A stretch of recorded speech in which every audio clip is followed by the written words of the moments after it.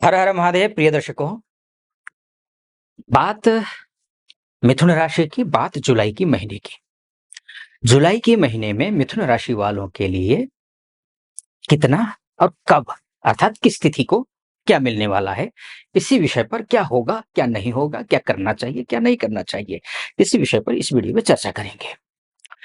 सबसे पहले तो ये आप समझ लीजिए, एक आपका कर्मेश, आपका सप्तमेश यानी कि नौकरी का ग्रह, प्रमोशन का ग्रह, स्थानांतरण का ग्रह, बिजनेस का ग्रह, दाम्पत्य जीवन का ग्रह, पारिवारिक ग्रह बृहस्पति 9 जुलाई 2025 को उदित अवस्था में जा रहे हैं। अब जब उदित अवस्था में जाकर के आपकी ही राशि में बैठेंगे तो एक बात समझ लीजिए, श्रीमद् भागवत गीता के जो दूसरे अध्याय में एक लिखा हुआ है ना, आप भी जानते होंगे एक लाइन, तो दूसरा लाइन जरूर नहीं जानते होंगे, और मैक्सिमम 99% लोग नहीं जानते हैं दूसरे लाइन को। कर्मण्डे वाधिकारस्ते मां फलेषु कदाचन। तो ये तो कहता है कर्म करिए, फल की चिंता मत करिए। आपको लेकिन फल की चिंता करनी है। आपके फल को ध्यान में रखते हुए ही कार्य आपको करना है। ये श्लोक जो है किसी और परिस्थिति बस वहां पर सटीक बैठता है, लेकिन आपके लिए जो सांसारिक जीवन में है, भौतिक संसाधनों का उपयोग करते हैं, तो आपको फल की चिंता करते हुए आप कार्य शुरू कीजिए 9 जुलाई 2025 से। चाहे आप बिजनेस करते हो, चाहे आप जॉब करते हो, किसी भी प्रकार का कोई भी जॉब करते हो, उसको उसमें आपको सफलता मिल रही है। और विस्तार से कहूंगा तो दूसरी लाइन ये है कि मां कर्म फल हेतु भू माते संगस्तो कर्मणि। तो अर्थात यहां पर जो है आपको चिंता करनी है। दाम्पत्य जीवन हो तो गुरु, आपका कर्मेश यानी कि मान का, सम्मान का, पद का, प्रतिष्ठा का जो ग्रह है कहीं, तो वो है गुरु। गुरु लग्न में बैठे हैं, अर्थात आपकी राशि में, लग्न कहिए मिथुन राशि में बैठे हैं। और गुरु तो गुरु होते हैं, ये सात्विक ग्रह है, तामसिक ग्रह नहीं है, ये न राजसी ग्रह है, ये सात्विक ग्रह है, इसमें सत्य है। अब ये जो सात्विक ग्रह क्या करने पर प्रसन्न होंगे, एक तो आप गुरु की उपासना, ये मैं क्या करने पर इसलिए बोल रहा हूं क्योंकि जो गुरु हैं वो आर्द्रा नक्षत्र में है इस महीने, और आर्द्रा नक्षत्र जो होता है वो राहु का नक्षत्र होता है। अब राहु गुरु से रिलेटेड नहीं होता है, तो अब ऐसी स्थिति में आपको असमंजस की स्थिति में डाल सकते हैं ये गुरुदेव। मत देना चाहते हैं, देंगे, निश्चित रूप से देंगे, आप लक्ष्य को टारगेट करके चलेंगे भी, ठीक है, अच्छी बात है। लेकिन एक बात समझना होगा, गुरु की उपासना तो करिए ही, आचार विचार व्यवहार को अच्छा रखिए ही। एक बात, एक है ना वो दोहा, तन पवित्र सेवा किए। तन की पवित्रता किससे होती है? सेवा करने से। धन पवित्र किए दान, धन की पवित्रता होती है दान करने से। दान मतलब सुपात्र को दान करने से, कुपात्र को नहीं। पात्र को, कुपात्र को दान करने से नुकसान होता है, तो ध्यान रखना है कि सुपात्र को दान होना चाहिए।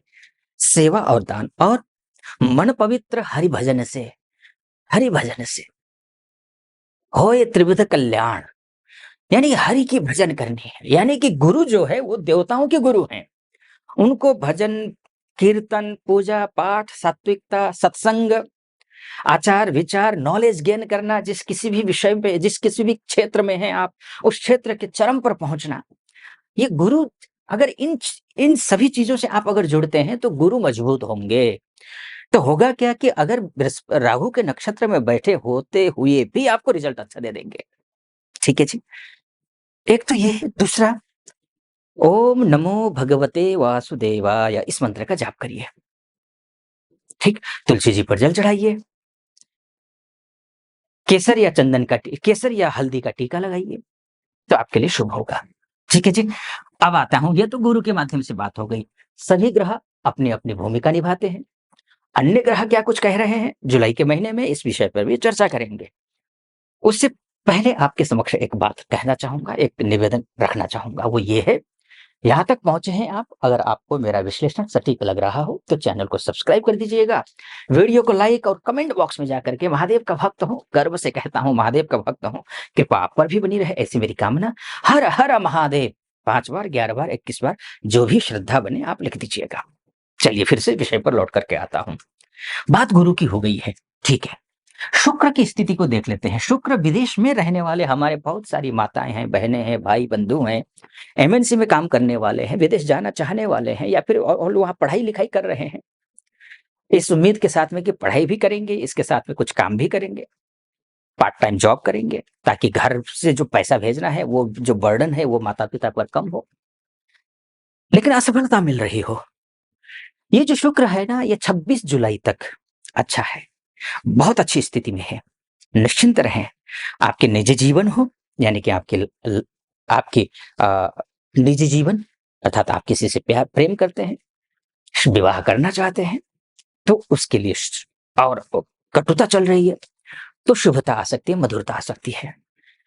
विद्यार्थी वर्ग के लिए भी बहुत अच्छा है ये, क्योंकि विद्यार्थी वर्ग अर्थात गुरुदेव, गुरुदेव भी अच्छे हैं, उसके साथ आपका जो पंचमेश है, शुक्र भी स्वगृही है और द्वादशस्थ शुक्र को बहुत ज़्यादा दोष लगता नहीं है। अन्य ग्रह वहाँ जाकर खराब स्थिति में ज़रूर होते हैं, लेकिन शुक्र उतना खराब नहीं होता है, स्वगृही है, अपने ही घर में बैठा है, कोई चिंता की बात नहीं है। आप चाहे विद्यार्थी हों या फिर शैक्षणिक क्षेत्र से जुड़े हुए हैं, तो आपके लिए शुभ ही है। संतान प्राप्ति का प्रयास कर रहे हैं, तो भी आपके लिए अच्छा है, चिंता की बात नहीं है। संतान कहीं कोई संघर्ष कर रही है और संतान के माध्यम से कोई मांगलिक कार्य नहीं हो पा रहे हैं, संतान का मांगलिक कार्य नहीं हो पा रहा है, कोई शुभ समाचार नहीं मिल पा रहा है, प्रतीक्षा में हैं आप, माता-पिता हैं, प्रतीक्षा में हैं, तो वो शुभ समाचार आपको मिलता हुआ दिखाई दे रहा है। तो शुक्र के माध्यम से भी 26 जुलाई तक अच्छा है, शुरू से ही लेकर के जुलाई के। एक बात और कहूँगा, मंगल देखिए यहाँ पर एक स्थिति में है, बहुत अच्छी स्थिति में है मंगल। आपके सोर्स ऑफ इनकम के ग्रह है ये मंगल, आपके सोर्स ऑफ इनकम के ग्रह हैं। ये सोर्स ऑफ इनकम के ग्रह और इसके साथ में आपके ऋण के ग्रह भी है, ध्यान रखिएगा। मंगल खराब तो ऋण लगेगा, मंगल खराब दुर्घटना होगी, मंगल खराब तो आप के ऊपर दोषारोपण लगेंगे, जो कार्य आपने नहीं किए हैं वो कार्य का दोषारोपण आपके ऊपर लगेगा। फ्रेंड सर्कल साथ नहीं देंगे, अपने ही ब्लड रिलेशन वाले भी साथ नहीं देंगे, भाई बंधुओं का सहयोग नहीं मिलेगा मंगल के खराब होने से। पिछले दिनों मंगल खराब था, लेकिन जुलाई में अच्छी स्थिति में है। अच्छी स्थिति में तो है, लेकिन केतु के साथ है और ये सूर्य की राशि में बैठा है। तो होगा क्या इससे? होगा ये, आप ओवर कॉन्फिडेंट होंगे।